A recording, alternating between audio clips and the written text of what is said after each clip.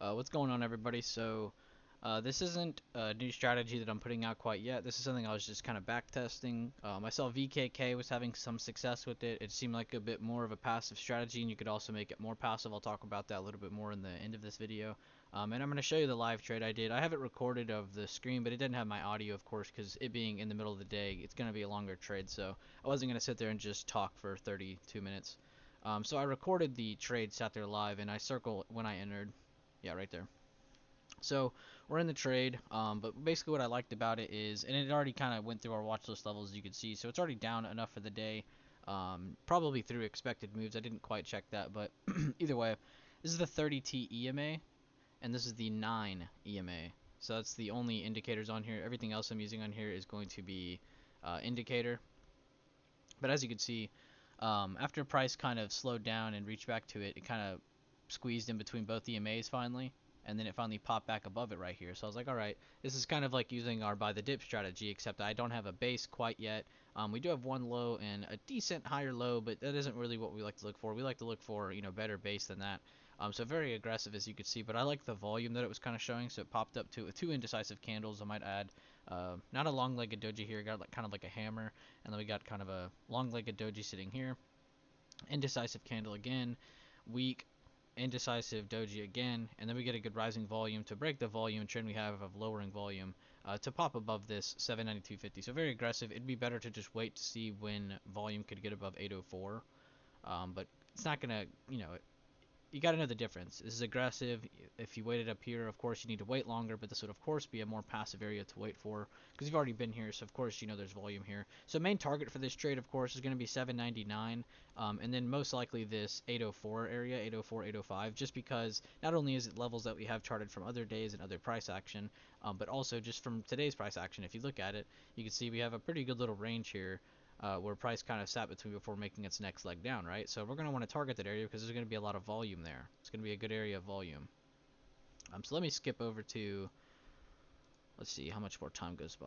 And I'm on the 5 minute in this trade, so you can see I had to wait for a pretty good amount. And you can see the trade didn't instantly go my direction. It starts going down actually, but no reason to cut, as you can see beforehand. We just have lowering volume, nothing crazy. You shouldn't be getting scared of that yet. No close under the 9 EMA either, so you really should still be very confident in this. I think the most that was down was maybe 9%. Then we get a good pop, but nothing amazing. Definitely not helping us. Another reset candle turned into a green candle.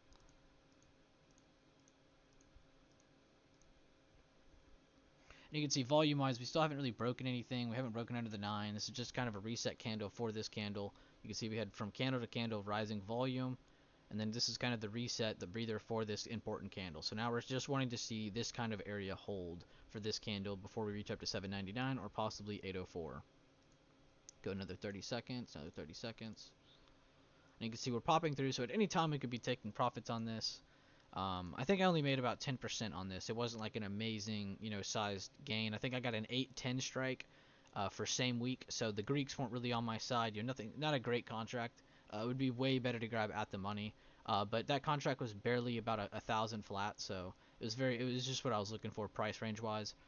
But overall, great play to get into, based off great reasoning too, based off these indicators. So would prefer a base, but I'm going to cover in a minute how you can make this more passive. This is of course very aggressive. You can see that's the end of the video. So we did take profit on that 799. I was thinking if I did it here at 804, but no, we did it here at 799 before I cut the recording. So great area, great reasoning. You can see it's where we dropped from on that second leg. It's a great first target. Just like on the buy the dip play, whenever we drop it open and get a good base made and then we get back up, we like to target that opening price.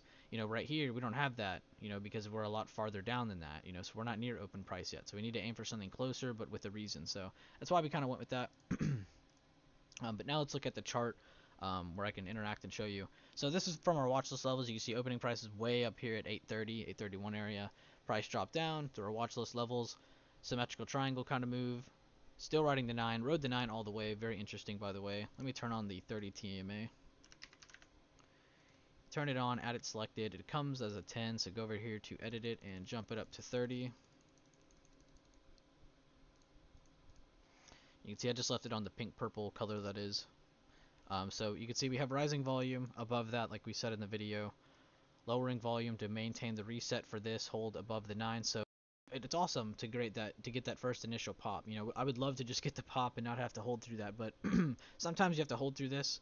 So you might be down 10, sometimes 15% in a trade, but if you have your 9 EMA hold, your level of breakout hold, and it has lowering volume, stay in that trade. It's a great hold so far. But if it goes below the next candle or goes below on this candle, go ahead and cut it. You know, stick to being passive, stick to being good. And then it went up. But now let's talk about how can you make this a little bit more passive, you know, because that was a very aggressive example of this trade. And you can see ever since we took profit at this level here, which let's see what that level is.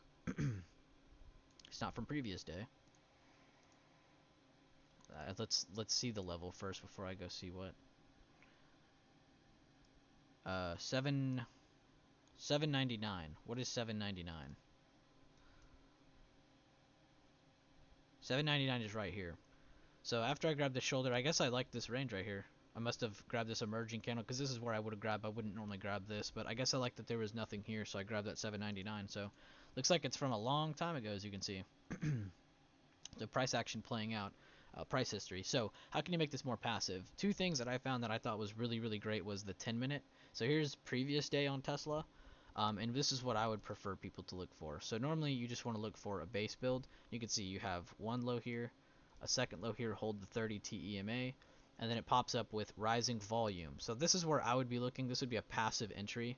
Another passive entry would be after it gets up to whatever leg down drop point it came down to, kind of like this level here at 830, or opening price, you know, a really good pivot point. So if it was to get back above this after kind of this move here and there was more time in the day and it went back up and had rising volume above opening price, that's a great pivot point to look for another passive entry. But overall, you should be looking to take considerably passive profits when you get into a trade like this because you're in a passive entry, you know, so you shouldn't be looking to make 100% on all these trades when you do this. But something I thought that was really cool was just jumping over to the 10-minute because it's a slower time frame. It gives you more price action, so it's a little more stable. And then just following the normal rules of the buy the dip strat with this 30 TEMA just for more passive trading. I thought it was pretty interesting. Trying out VKK's trading method there, but very cool though, making about 10% on that trade today, and then also trying to figure out, you know, how to make it more passive because there is definitely aggressive styles you can see. Because on the 10-minute you would have probably ignored that altogether, that entire move. So definitely not looking hot there. Weak candle, evening star, and another kind of evening star popping up here. So just a lot of weak price action, you know, for breakouts there. But you can see, you know, a lot of ways to use that. You could be very aggressive, you could be very passive. So you know, kind of learn all the, you know, learn the basics of each strategy, the BB system, how we break through levels, entry, exit, 5-minute, 10-minute. You know, which one do you prefer? And then start to break out. Do you like passive or do you like aggressive?